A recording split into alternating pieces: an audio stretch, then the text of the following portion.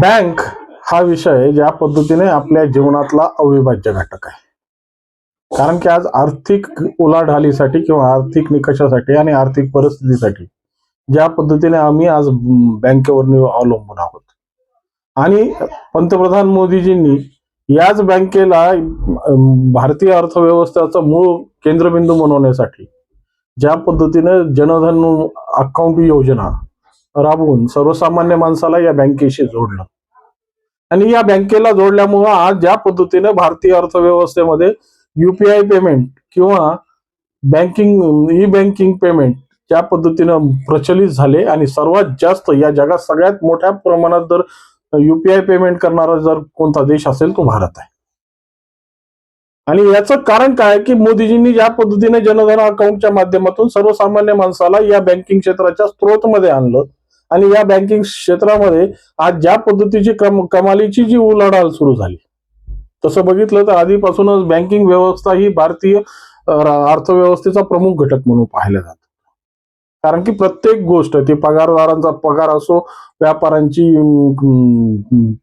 Credit account असो किंवा CC account असो किंवा करंट अकाउंट असो, या सगळ्या अकाउंटचा संदर्भ या बँकेशी लागतोय. आणि या सगळ्या अकाउंटच्या माध्यमातून जी फिरणारी चलन व्यवस्था आज जी आमच्या भारतीय अर्थव्यवस्थेचा मुख्य कणा आहे. कारण वित्त जर नसेल तर खऱ्या अर्थानं देशाची प्रगती शक्य नाही. कारण की सगळे म्हणतात की वित्त हे खऱ्या अर्थानं आपल्या अर्थकारणाला किंवा आमच्या राष्ट्रीय जडणघडणीला मिळणारं हे खात आहे, उर्वरक आहे. आणि या उर्वरकाच्या माध्यमातूनच आज ज्या पद्धतीची गरुड झेप आम्ही आज आंतरराष्ट्रीय पटलावर घेतो ना, त्याचं प्रमुख कारण आहे की आमच्याकडे असलेली स्थिर अर्थव्यवस्था. आणि या स्थिर अर्थव्यवस्थेची खऱ्या अर्थाने जी कमान आणि खऱ्या अर्थाने जी काही ससोटी लावून धरली आहे ते या बँकिंग क्षेत्रामुळे आज आम्हाला पाहायला मिळते. आज प्रत्येक घटकांमध्ये ज्या पद्धतीने या बँकेने आपला परिणाम दाखवून सर्वसामान्य माणसाला ज्या पद्धतीने अर्थव्यवस्थेशी ची एक नाळ जोडण्याचा प्रयत्न केलाय, तीच बँक आता संपावर चाललेली. उद्यापासून म्हणजे 27 जानेवारी रोजी या राष्ट्रीयकृत बँकेच्या माध्यमातून राष्ट्रव्यापी संप पुकारण्यात आला आहे. कारण आहे 5 दिवसाचा आठवडा. खऱ्या अर्थानं ज्या पद्धतीने मागच्या 2 वर्षापूर्वी महाराष्ट्र शासनाने किंवा केंद्र शासनाने ज्या पद्धतीची भूमिका घेतली, केंद्र शासनाची भूमिका ही आधीपासूनच आहे, पण गेल्या 2 वर्षापासून महाराष्ट्र शासनाने महाराष्ट्र शासनाच्या अंतर्गत प्रशासनाच्या अंतर्गत येणाऱ्या प्रत्येक कार्यालयासाठी हा 5 दिवसाचा आठवडा ठरवण्यात आलाय. हा 5 दिवसाचा आठवडा ठरवताना निकष मात्र हे लावले होते की कामाचे तास वाढवले. म्हणजे जे कार्यालय 10 वाजता सुरू होणार होती, 10:30ला सुरू होणार होती, त्यांना 9च्या 1 तास सकाळी आणि 1 तास संध्याकाळी असे 2 तास त्यांच्या कामाची तास वाढवून हा 5 दिवसाचा आठवडा करण्यात आला. याचा परिणामी जो परिणाम आहे तो सर्वसामान्यावर काही पडलेलाच नाही. कारण की सर्वसामान्य माणसाची परिस्थिती जशी तशी आणि सरकारी बाबूंची परिस्थिती जशी तशी. सरकारी बाबू काय 12 वाजेपर्यंत काय ऑफिसाच्या कार्यालयाच्या दालनात काही येत नाहीत आणि 4 वाजले की आपल्या जाण्याचा मार्ग स्वीकारण्याचा प्रयत्न. पण खऱ्या अर्थानं कागदावर जे काही अधोरेखित आहे, कागदावर जे टिपलेलं आहे, ते कागदावर टिपलेली वेळ म्हणजे सकाळी 9 ते संध्याकाळी 6-6:30 वाजेपर्यंतचा कार्यकाल हा प्रत्येक कर्मचाऱ्याने आपल्या कार्यालयात पूर्ण करावा.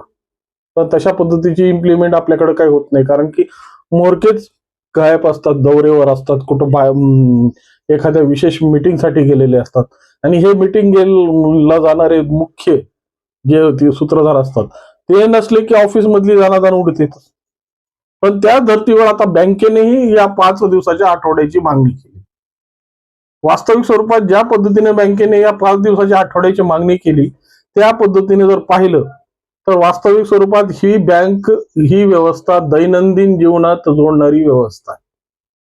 त्यामुळं 24/7 ही चालणारी व्यवस्था जर असेल तर खऱ्या अर्थानं आमच्या अर्थव्यवस्थेला अजून सुदृढता मिळेल. पण कामाची परिस्थिती आणि कामाचा व्याप बघून आणि कर्मचाऱ्यांचा तुटवडा मुख्य म्हणजे कामाचा कर्मचाऱ्यांचा तुटवडा. ज्या पद्धतीनं बँकेला लागणारी व्यवस्था म्हणजे कर्मचारी ज्या पद्धतीने भरण्याची संकल्पना या बँकेने थांबवलेली आहे आणि पाहिजे त्या प्रमाणात बँकेमध्ये कर्मचारी उपलब्ध नसल्यामुळं आजही बऱ्याचशा गोष्टी या एक विभागात म्हणजे एक माणसाकडे अनेक विभागांचे कामं त्यांच्या डोक्यावर सुपूर्द केले जातात. मग याच्याचा परिणामी व्यवस्थेवर खूप मोठा परिणाम पडू लागलेला आहे. कारण की मनुष्यबळ जर आमच्या हातात नसेल, मनुष्यबळ जर आमच्याकडे नसेल, तर काम करणारी माणसं काम तरी किती विभागाचं करतील? एकच माणूस कॅश देईल, एकच माणूस क्लरिकल काम करेल, एकच माणूस पासिंगचं काम करेल. अशा पद्धतीचं जर व्यवस्था निर्माण झाली तर खऱ्या अर्थानं त्या माणसाची जी होणारी तिरझा-तिटपीट खऱ्या अर्थानं व्यवस्थेला तिरझा-तिटपीट करणारी.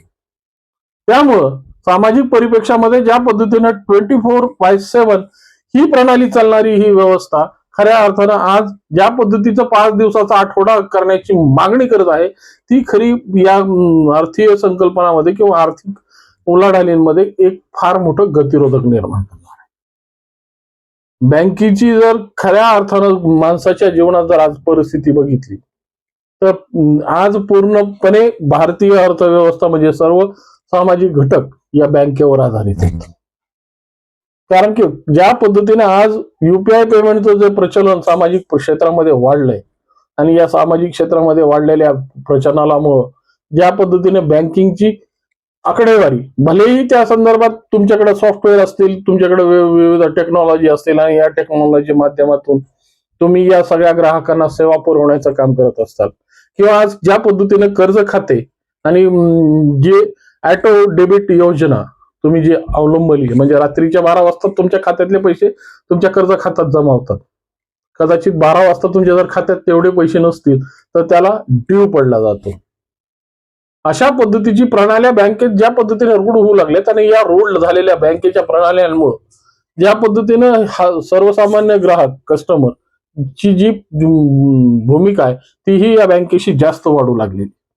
आणि अशा परिस्थितीत ज्या पद्धतीने या राष्ट्रीयकृत बँका 5 दिवसाच्या आठवड्यासाठी मागणी करू पाहत आहेत आणि खऱ्या अर्थानं सामाजिक परिस्थितीमध्ये या मागणीची जर भूमिका पाहिली तर ही मागणी फक्त कर्मचाऱ्यांच्या हितासाठी एका त्यांच्या चालणाऱ्या युनियनच्या संदर्भात. कारण की ह्याच्यातला सगळ्यात मोठा बँकिंग क्षेत्रामध्ये सुद्धा युनियनची लॉबी खूप मोठ्या प्रमाणात काम करते आणि ज्या पद्धतीनं नवीन लेबर लॉ या भारत सरकारने नेमलेत त्यामध्ये असं सांगण्यात येत आहे की या युनियनचं महत्व आता कमी होणार आहे. खऱ्या अर्थानं ह्याच्यातलं नेमकं गुपित काय? 5 दिवसाचा आठवडा निर्माण करून कर्मचाऱ्यांमधूनच्या माध्यमातून मिळणारी दिलासाची भूमिका की आपल्या अस्तित्व कमी होत असताना सामाजिक परिप्रेक्षामध्ये आपलं अस्तित्व अभिजित ठेवण्यासाठी सरकारची केलेली कोंडी या दोन्ही सिस्टीम मध्ये आज खऱ्या अर्थानं कर्मचारी अडकलाय. कारण इकडं वीर जर आपण नाही म्हणलं तर युनियन नाराज होईल आणि तिकडं हो म्हणलं तर शासन नाराज होईल. पण खऱ्या अर्थानं ज्या पद्धतीनं बँकिंगची व्यवस्था ही आमच्या समाजासाठी गरजेची आहे आणि ज्या पद्धतीने आज प्रत्येक घटकाशी प्रत्येक बाबीशी आज बँक ही कनेक्टिव्हिटी मध्ये आली.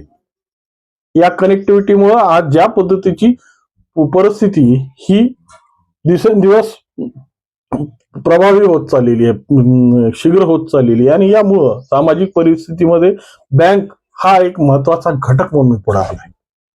आणि या घटकाला ज्या पद्धतीने सामाजिक परिप्रेक्षामध्ये चालना मिळून जास्तीत जास्त ग्राहकांपर्यंत कसं पोहोचता येईल, जास्तीत जास्त व्यवहार या माध्यमातून कसे करता येतील, जास्तीत जास्त उद्योजक या बँकेच्या माध्यमातून कसे तयार करता येतील याकडे दृष्टिक्षेप दिला पाहिजे. परंतु वास्तविक स्वरूपात आजही भारताची परिस्थिती त्या जुन्याच साच्यामध्ये अडकलेली आहे. कारण की एखाद्या जर नवीन उद्योजक या बँकेच्या दारात गेला तर त्याचं अगोदर ज्या पद्धतीनं खच्चीकरण होतं ना तेवढं खच्चीकरण बहुतेक सरकारी कार्यालयात सुद्धा कधी होत नाही. आणि मग लागलेले बँकेच्या कर्मचाऱ्यांचे प्रोटोकॉल्स, हे प्रोटोकॉल्स सर्वसामान्य परवडणारे नाहीये. बोलण्याची भाषा आणि दाखले दिले जातात की आम्ही परप्रांतीय आहेत, आम्हाला या भागातल्या भाषांची काही आम्हाला शून्यता नाहीये, पाहिजे तेवढी जाण नाही, त्यामुळे कदाचित आम्ही परप्रांतीय असल्यामुळं दुसऱ्या प्रांतातून आम्ही आल्यामुळं तेवढं भाषेचा संस्कार आमच्या तोंडात पडत नाही, यासाठी दिलेले हे दुजोरे. पण हे सगळे जरी भूमिका असेल तरी बँकिंग क्षेत्र हे ज्या पद्धतीने भारतात आज रूढ झालंय आणि ज्या पद्धतीने भारतीय अर्थ प्रणालीचा हा प्रमुख घटक बनलाय, त्यामुळं ज्या पद्धतीने 24/7 ही प्रणाली जेव्हा बँकेने अवलंबली पाहिजे, तर त्या ठिकाणी आज बँक 5 दिवसाचा आठवडा ही मागणी करते. ही मागणी संयुक्तिक आहे का? या मागणीबद्दल सामाजिक परिप्रेक्षामध्ये काय बदल होतील आणि सामाजिक परिप्रेक्षामध्ये या बदलामुळे काय परिणाम पुढच्या भविष्यात आम्हाला भोगावे लागतील, याचीच विवेचना करणारे हे अनेक प्रश्न आमच्या समोर अनुत्तरित आहेत आणि या उत्तरांना शोधण्याची गरज जर तुमच्या मनात या संदर्भात काही येत असेल तर निश्चितपणे कॉमेंटच्या माध्यमातून कळवा आणि व्हिडिओ आवडला असेल तर लाईक, शेअर आणि सबस्क्राईब करायला विसरू नका. नमस्कार.